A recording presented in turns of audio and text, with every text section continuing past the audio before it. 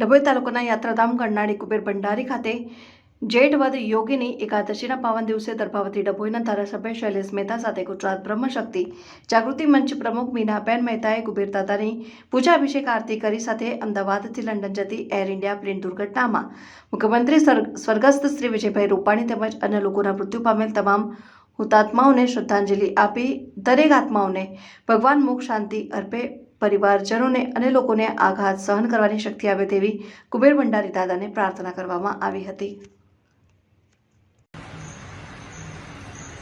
જય કુબેર.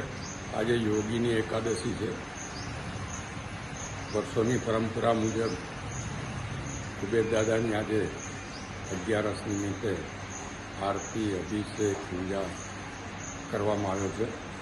આજે દાદાને પ્રાર્થના કરી છે કે ગુજરાતના પૂર્વ મુખ્યમંત્રી વિજયભાઈ રૂપાણી અને સાથે